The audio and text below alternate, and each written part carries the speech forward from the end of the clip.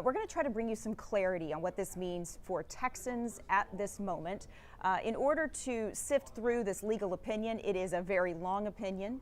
We want to bring in a scholar who understands every word of it, and that is Eric Cedillo. He's an adjunct professor at the SMU Law School. Eric, it is really great to see you. Thanks for jumping in with us on short notice.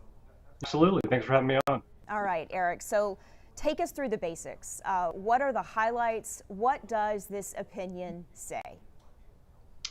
Yeah, it's actually an incredible watershed moment, as everybody kind of knows. We anticipated this with the Alito leak that came out a few weeks ago.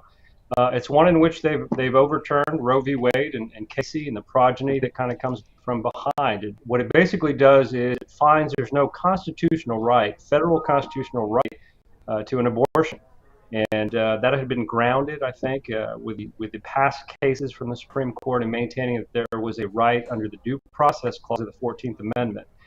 And what Alito has said is that basically we don't have a history in this nation of it being deeply rooted in history and tradition, and because of that, there is no right under the Constitution. So what can happen is you should look to your states to make those determinations based on the electorate there. So it's basically done away with the federal constitutional right to have an abortion. So the states will now be making those decisions. And of course, specifically here in the state of Texas, we have a trigger law that will go into effect most likely 30 days from today, basically saying you can no longer get an abortion here in the state of Texas.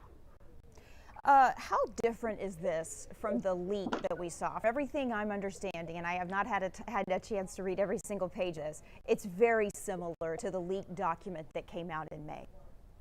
Yeah, there really aren't many changes. It basically has the same holding. It's pretty much everything that he mentioned was to be put out was going to be is the same thing that's come out in this order.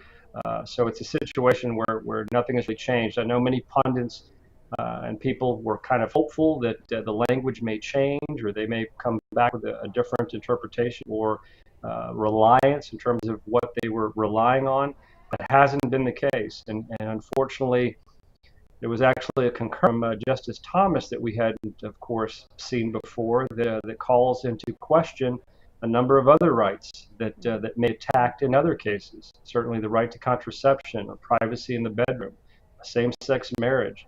So this is going to have unfortunately, an effect that lots of dominoes may be falling. And because of that, a lot more people, this may affect a lot more folks into the future, even beyond this incredibly watershed of overturning Roe v. Wade.